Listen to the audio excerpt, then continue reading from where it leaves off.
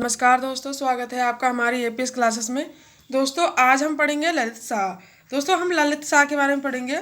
जैसा कि हम सब जानते हैं कि ललित शाह जो है वो प्रदीप शाह का पुत्र है। ठीक है दोस्तों, किसका पुत्र है?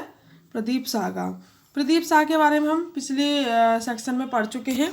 दोस्तों अगर हम इसके समकालीन की बात करें तो इसके जो पहला समकालीन है वो इसका दीपचंद है, और दूसरा जो समकालीन है दोस्तों वो है मोहन चंद। ठीक है दोस्तों, इनके बारे में भी हम पढ़ेंगे। दोस्तों इसके 4 पुत्र हुआ करते थे। इसके कितने पुत्र हुआ करते थे? 4 पुत्र। इसके जो पहला पुत्र है, पहले पुत्र का नाम है इसके जयकृत शाह, जैसे कि सब जानते हैं, और प्रद्युम्न शाह। ठीक है, इसे भी सब जानते हैं। और इसका तीसरा पुत्र था पराक्रम शाह। ठीक है दोस्तों, और इसका चौथा पुत्र था प्रीतम शाह। ठीक है दोस्तों, जो जयकृत शाह और पराक्रम शाह हैं, ये दोनों जो है भाई भाई हैं, और प्रद्युम्न शाह और प्रीतम शाह ये दोनों भाई भाई, मतलब ये सौतेले भाई हैं आपस में। उनके जो माँ हैं वो अलग अलग हैं, पिता एक ही हैं। जयकृत शाह की और पराक्रम शाह की जो माँ हैं, ठीक है दोस्तों, उनका नाम क्या है? जो जयकृत शाह और पराक्रम शाह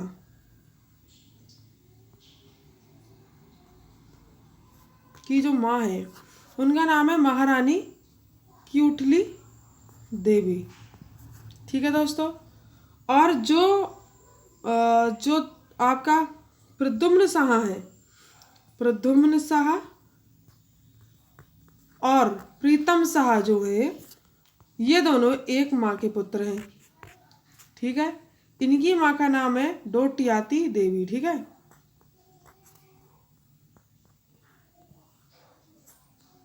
महारानी डोटियाती। ठीक है दोस्तों, तो ये तो होगी इनकी पुत्रों की बात।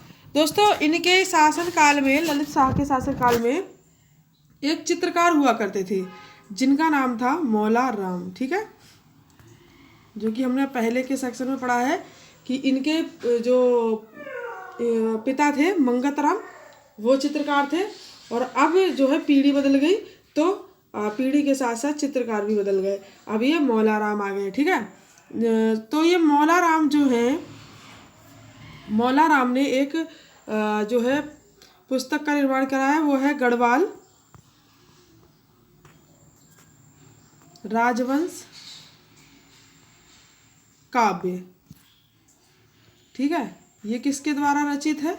ये मौला राम के द्वारा रचित है। ठीक है, और ये गढ़वाल के बहुत ही प्रसिद्ध चित्रकार हैं। ठीक है दोस्तों अब बात करते हैं आगे ललित शाह के बारे में। दोस्तों अगर हम समकालीन, जो उस समय जो ललित शाह के जो दूसरे समकालीन थे वो थे मोहन चंद। ठीक है दोस्तों, जिनके विरुद्ध जो है हर्षदेव जोशी के आमंत्रण पर आक्रमण किया था ललित शाह ने। आइए इसकी एक छोटी सी कहानी देख लेते हैं। दोस्तों जो ऐसा माना जाता है कि जो शिवदत्त जोशी थे, ये जो है जो दीपचंद हैं, दीपचंद के जो है मंत्री थे। ठीक है, तो दोस्तों मंत्री थे या सेनापति थे, जो भी थे, दीपचंद के थे, बहुत ही मतलब अहम हिस्सा थे उस समय चंदों के दरबार का। तो दोस्तों ये इन्हें जो है बैरम खां की उपाधि भी दी गई है। ठीक है, तो बैरम खां जो थे वो कौन थे? वो थे अकबर के दरबार में। ठीक है, और बैरम खां की जैसी आदत थी कि वो अकबर के सेनापति थे और वो अपनी मनमानी करते थे, ऐसे ही शिवदत्त जोशी थे, वो भी अपनी मनमानी करते थे। ठीक है, उस समय 2 दल हुआ करते थे, एक महारा दल हुआ करता था और एक फड़त्याल दल हुआ करता था चंद कालों में, जैसा कि हम पहले पढ़ चुके हैं, महारा दल और फड़त्याल दल। ठीक है दोस्तों, और इनकी आपस में कभी बनती नहीं थी दोनों दलों की। ठीक है, तो जो महारा दल है इससे संबंधित थे शिवदेव दत्त जोशी। ठीक है दोस्तों, अब जब वहाँ पर शिवदत्त जोशी थे, तो दोस्तों वहीं पर एक मोहनचंद नाम का भी व्यक्ति था। ठीक है, जो कि उस समय राज दरबार में मौजूद था। और उसके उसके कुछ साथी भी थे जिन्हें कि हमने चंद्रकाल में पढ़ रखा है। उस समय इसने एक रणनीति तैयार करी और आक्रमण कर दिया और इसने दीपचंद को की हत्या कर दी और बैठ गया राजगद्दी पर। ठीक है दोस्तों, कुछ समय के बाद शिवदेव जोशी की हो गई मृत्यु। ठीक है दोस्तों, फिर दोस्तों मोहनचंद जो था, जैसे कि हमने विस्तृत रूप में चंद्रकाल में हमने दीपचंद की कहानी पढ़ी है, मोहनचंद की भी पढ़ी है। अब यहाँ हम ललित शाह की पढ़ रहे हैं, तो उसको जोड़ते हुए, इतिहास को जोड़ते हुए, क्योंकि यहाँ के राजाओं ने वहाँ युद्ध लड़े, वहाँ के राजाओं ने यहाँ युद्ध लड़े, तो अगर हम इतिहास को जोड़ेंगे नहीं तो हम कहानियों को पूरा कर नहीं पाएंगे और हम समझ भी नहीं पाएंगे। ठीक है दोस्तों, तो बहुत ज़रूरी है कि हम जो है दीपचंद की कुछ कुछ चीज़ों को हम अब इस पवार वंश में लेकर आएँ और कुछ कुछ चीज़ों को हम यहाँ पर देखें और मोहनचंद की भी कुछ कुछ चीज़ों को हम यहाँ पर जोड़ेंगे, जोड़ते हुए चलेंगे, तभी हम इतिहास को पढ़ पाएंगे। तो दोस्तों, जैसा कि मैंने अभी बताया कि जो दीपचंद के समय पे जो है पानीपत की तीसरी लड़ाई हुई थी और फिर वो बहुत ज़्यादा महत्वपूर्ण थी और हम इसके बारे में पढ़ भी चुके हैं और ये हमारे लिए इतने ज़्यादा इम्पोर्टेंट है नहीं। अभी पवार वंश चल रहा है, तो हम ललित शाह की ओर चलते हैं। ललित शाह जो है, ललित शाह ने युद्ध लड़ा था एक, और उस युद्ध में वो विजयी भी हुए थे। तो दोस्तों, अब बात करते हैं हम ललित शाह की। ललित शाह को हर्षदेव जोशी ने आमंत्रित किया था, क्योंकि मोहनचंद जोशी जो थे, मोहनचंद जो था, मोहनचंद ने जो है राजगद्दी हथिया ली थी और उसने जो दीपचंद थे, दीपचंद को मार दिया, दीपचंद की पत्नी को मार दिया, हत्या कर दी। ठीक है, और उसके पुत्रों की भी हत्या कर दी। ठीक है, पूरा उसका जो है खानदान खत्म कर दिया था मोहनचंद ने, और उसके बाद वो राजगद्दी पर बैठ गया था। ठीक है, क्योंकि मैंने बताया पहले कि यहाँ पर दो दल हुआ करते थे, महारा दल और फरत्याल दल।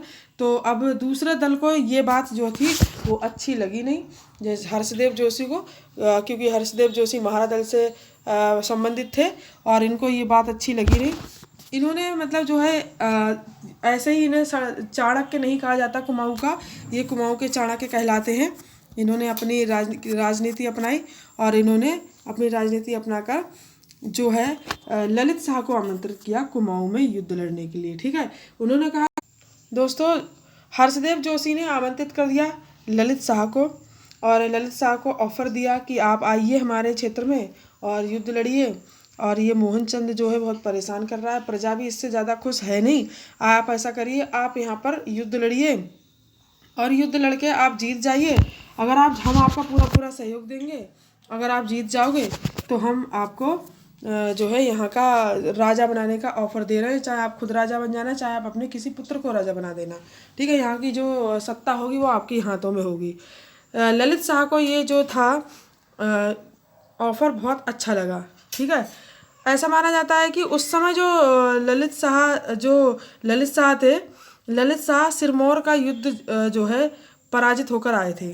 ठीक है, मतलब ललित शाह जो थे सिरमौर का युद्ध लड़कर आए थे और ललित शाह ने जब ये युद्ध लड़के वापस आए थे तभी उन्होंने उसको आमंत्रित किया था। इन्हें ऑफर भी बहुत अच्छा लगा, इन्होंने कहा चलो ठीक है हम लड़ लेंगे युद्ध। फिर दोस्तों इन्होंने एक बगवाली पोखर का युद्ध हुआ। ठीक है, इन्होंने एक युद्ध लड़ा जो कि ललित शाह के बीच हुआ और मोहनचंद के बीच हुआ। ठीक है, इस युद्ध का नाम क्या था? इस युद्ध का नाम था बगवाली का पोखर युद्ध। ठीक है, ये बगवाली का पोखर युद्ध हुआ। इसमें कुमाऊँ सेना और गढ़वाल सेना, एक तरफ थी कुमाऊँ की सेना और एक तरफ थी गढ़वाल की सेना। दोनों सेनाओं में घमासान युद्ध हुआ। घमासान युद्ध के बाद जो है कुमाऊँ की सेना हार गई और गढ़वाल की सेना जो थी वो जीत गई। जैसा कि आमंत्रित किया था हर्षदेव जोशी ने कि अगर ललित शाह युद्ध को जीत जाते हैं, गढ़वाल सेना युद्ध को जीत जाती है, तो यहाँ का राजा जो है इनके ही वंशज से कोई बनेगा। ठीक है, अब जीत गए थे और राजगद्दी भी सामने थी। ठीक है दोस्तों, अब क्या था दोस्तों, अब ललित शाह जैसे कि युद्ध जीत गए थे और ललित शाह के युद्ध जीतने के बाद ललित शाह का जो है पुत्र था प्रद्युम्न शाह। ठीक है, कौन था? प्रद्युम्न शाह।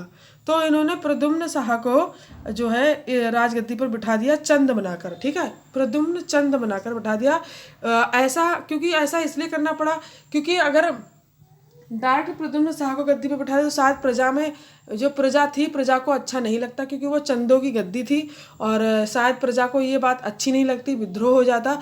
तो उन्होंने प्रजा भी खुश रहे और इनका भी काम चलता रहे, तो इसलिए इन्होंने क्या करा कि इन्होंने, क्योंकि दीपचंद का कोई पुत्र रह नहीं गया, सब मर गए थे और कोई वंश में बचा नहीं था उसके, तो इसलिए इन्होंने प्रद्युम्न शाह को इसका पुत्र मानकर, मतलब दत्तक पुत्र मानकर जो है गद्दी पर बिठा दिया, चंद बनाकर, ठीक है। और ये भी पूरी ईमानदारी से चंदों की गद्दी पर बैठ गया और ईमानदारी से इसने जब तक शासनकाल किया बहुत ही ईमानदारी से कुमाऊं की गद्दी पर किया, ठीक है। पूरी तरीके से ये कुमाऊं का ही हो गया, ठीक है दोस्तों। और इसका जो प्रधानमंत्री है वो जो जयानंद जोशी हैं, जयानंद जोशी को बना दिया गया, ठीक है। इसके बाद ये काफ़ी समय तक रहा दोस्तों, और इसका जो संरक्षण में, मतलब इसको जो सपोर्ट राजनीति में जो देता रहा वो हर्षदेव जोशी जो है वो देता रहा समय समय पर, ठीक है। इसका शासनकाल भी अच्छा चला। प्रद्युम्न शाह के बारे में हम प्रद्युम्न शाह का सेक्शन में पढ़ेंगे।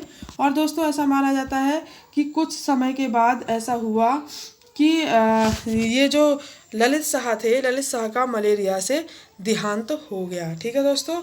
ऐसा माना जाता है कि लगभग 1780 के आसपास की बात है कि ललित साहब का गनाई गिवाड़ में या फिर धाम या फिर मलेरिया से इनकी मृत्यु हो गई, ठीक है दोस्तों।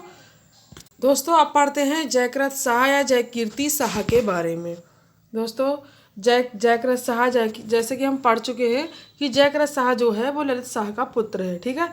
ललित शाह के समय कुमाऊं के शासक जो थे वो प्रद्युम्न शाह को सालाना का कर देना उन्होंने बंद कर दिया था, ठीक है।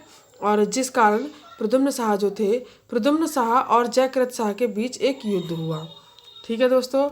इसके बाद युद्ध हारने पर जयकृत शाह श्रीनगर छोड़कर देवप्रयाग भाग गए और इसके समय जो अंतरफलय जो था वो अपने चरम में था, ठीक है। और खंडूरी व डोभाल गुटों के आपसी गुटबाजी के कारण राजशक्ति जो थी वो छीड़ हो गई थी, ठीक है दोस्तों। जो एक, जैसे कि वहाँ पर जो एक फरत्याल दल हुआ करता था और दूसरा महारा दल हुआ करता था, उनके आपसी जो थी फूटबाजी बहुत थी, उनमें आपसी षड्यंत्र चलते थे। ऐसे ही यहाँ पर भी दो गुट हुआ करते थे, एक खंडूरी और एक डोभाल, ठीक है। इन दो गुटों के कारण जो थी राज्य की जो शक्ति थी वो छीड़ होने लगी थी। इन्हीं दो गुटों के भड़काने पर जयकृत शाह और प्रद्युम्न शाह आपस में भिड़े और जयकृत शाह और प्रद्युम्न शाह के बीच लड़ाई झगड़े हुए और इसका कारण ये हुआ कि दोनों भाइयों में युद्ध हुआ और युद्ध के कारण उन्हें भागकर श्रीनगर छोड़कर जाना पड़ा, ठीक है। और दोस्तों ऐसा माना जाता है कि 1783 में दून में सिख छापे पड़े थे और जिसमें महाराजा को घर का सामना करना पड़ा था, ठीक है दोस्तों। और इसके साथ ही 1786 में दून में दूसरा रोहिला आक्रमण हुआ, ठीक है। 1786 में दोस्तों दून एक बार पहले हो चुका है और अब 1786 में दून में दूसरा रोहिला आक्रमण हुआ, क्योंकि मैंने जैसे कि बताया कि प्रदीप शाह के समय से ही जो है रोहिल खंड के लोग थे, जैसे कि उन्होंने 3 लाख की मदद की थी वहाँ, तो उनको लालच लग गया था और उन्होंने सोचा अरे कुमाऊं तो कंगाल है, यहाँ क्या पर रखा है, यहाँ तो कुछ नहीं है। अब दून है तो वह दून में बार बार आते रहे, बार बार आक्रमण करते रहे। पहली बार उन्होंने प्रदीप शाह के समय पे ही आक्रमण कर दिया था और अब उन्होंने जो है 1786 में दोबारा से रोहिलों पर आक्रमण कर दिया, ठीक है दोस्तों। और जिसमें गुलाम कादिर के नेतृत्व में दून क्षेत्र जो है गुरु राम राय दरबार को नष्ट कर दिया गया था, ठीक है।